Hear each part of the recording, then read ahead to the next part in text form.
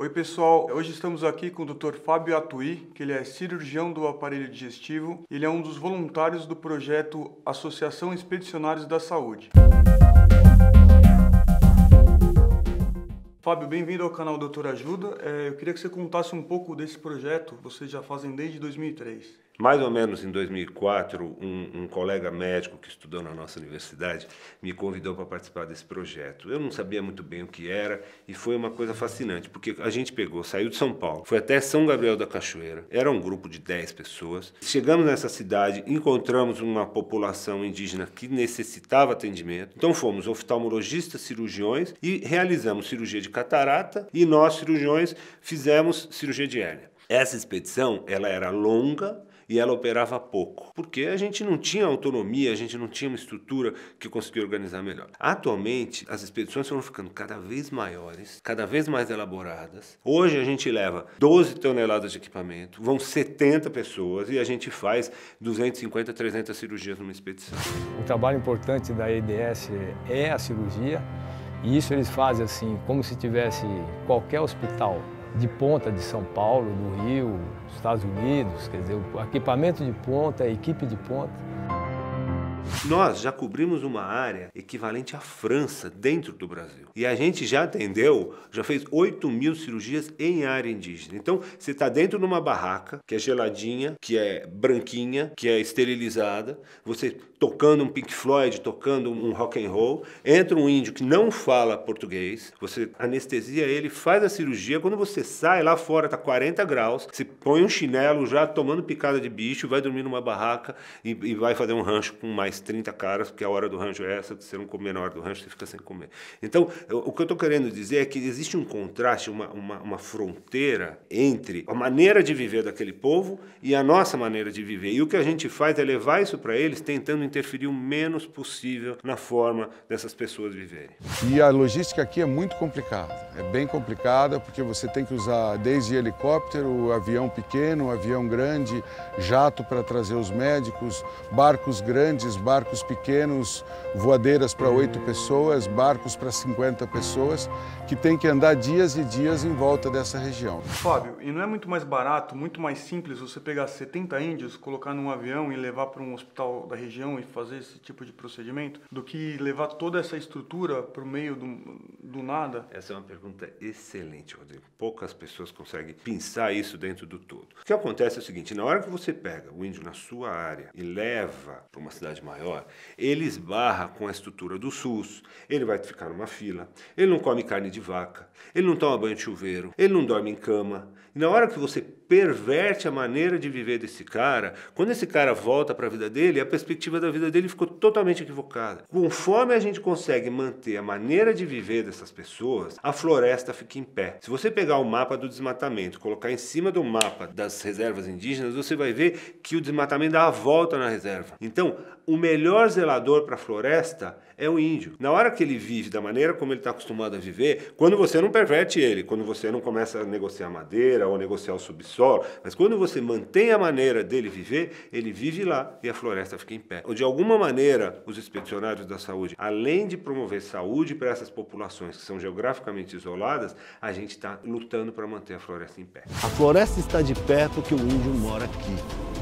Então, a organização ela não visa simplesmente a saúde daquele indivíduo, mas a saúde de todos nós. Quais são os procedimentos que vocês mais fazem lá? O que são mais comumente realizados? De uma maneira geral, Rodrigo, essa turma é muito saudável. Tá? A maneira deles viver, a forma como eles se alimentam, ela é muito saudável. Existem problemas relacionados com a forma deles viver, por exemplo, eles têm uma tendência muito grande a ter hérnia. Primeiro, provavelmente eles têm uma tendência genética grande para isso. Segundo, eles carregam muito peso. Sei lá, um advogado que morasse em São Paulo, que tivesse a tendência genética, mas que nunca carregou um saco de farinha, ele não vai ter hérnia. Lá, aquela expressão genética, por menor que seja, esses caras, eu já vi indígenas subindo com motor 50 no ombro, com um chinelo escorregando no barro, subindo uma ribanceira. Eles carregam peso mesmo, é um negócio que não dá para entender na nossa perspectiva. Além disso, a incidência do Sol na região do Equador ela é mais vertical, então por isso tem uma incidência maior de catarata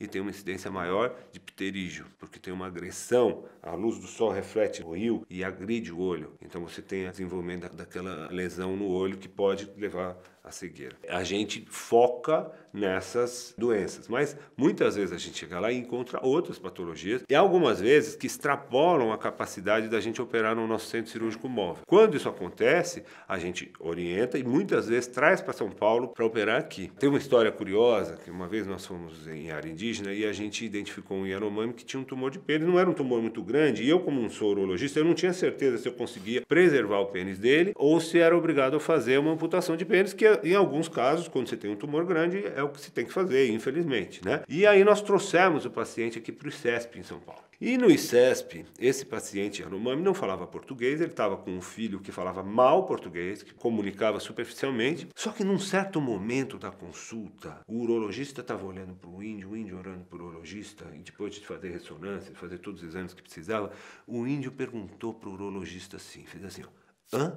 Ou hã? E o urologista fez, hã? E o índio fez, hã?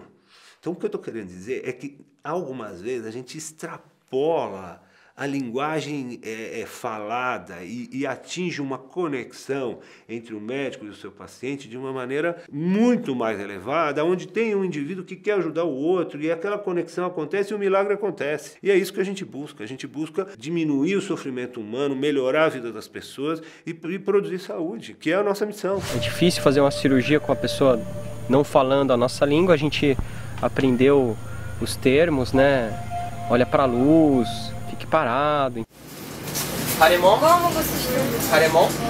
Haremon. Fazer parte dos expedicionários da saúde é um privilégio. Pra gente que é médico, tem um certo momento, quando a gente decidiu fazer medicina, que você pensa que você quer fazer alguma coisa para alguém. Você tem a percepção de que você pode cuidar de alguém. Atualmente, aqui em São Paulo ou nas grandes cidades, quando você atende, você tem uma série de intermediários entre o médico e o paciente. Você tem a fonte pagadora, você tem o hospital, você tem o laboratório, você tem até o governo dando palpite em como vai ser essa relação. Quando você vai atender na Amazônia, no meio do mato, aquelas pessoas, a relação é mais pura, é mais simples. Aquele indivíduo precisa de você como médico e você quer dar aquilo e pode dar aquilo para ele. Então você tem uma relação que é pura e você reencontra uma coisa que estava lá no primórdio que fez você decidir ser médico. É uma coisa fascinante. Quando o médico vai para a área indígena para atender, ele vai com aquela empáfia do homem branco ocidental, achando que está levando alguma coisa. Curiosamente, a bagagem de volta ela é muito maior, porque eu vou levando a medicina, mas eu trago uma perspectiva da minha própria vida, eu trago uma visão externa de mim mesmo e eu trago uma visão das prioridades da nossa vida. Curiosamente, as nossas prioridades estão todas equivocadas, as nossas prioridades estão erradas. Na hora que você consegue se enxergar de fora, você consegue reorganizar essas prioridades e a tua vida melhora. É incrível. Eu acho que eu ganho muito mais do que eu consigo fazer para eles. De satisfação pessoal, realização. Bonito ver as coisas acontecerem, todo mundo conseguir fazer isso junto. E a gente vem para cá ajudar e acaba ganhando infinitamente mais do que qualquer paciente aqui. Para participar desse projeto, se alguém quiser ser voluntário, a maior parte é do pessoal da saúde, né? Mas quem quiser participar é muito fácil.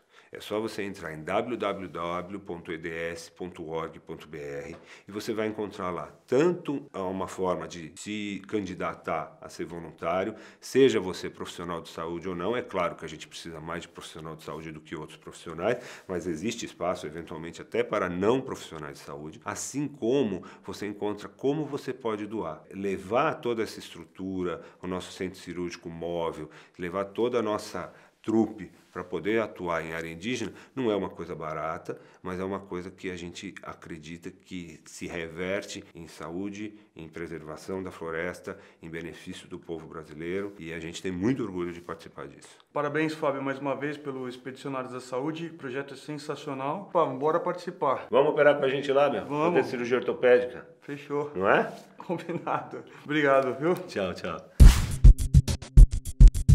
Você está gostando do canal Doutor Ajuda? Então se inscreva no canal. Para se inscrever, você tem que entrar na página do canal Doutor Ajuda no YouTube e clicar em se inscrever. Tá vendo esse sininho aí que fica aí do lado? Clique nesse sininho que automaticamente você vai receber os vídeos toda semana. Se você gostou desse vídeo que acabou de assistir, deixe seus comentários, curta e compartilhe com seus amigos e familiares.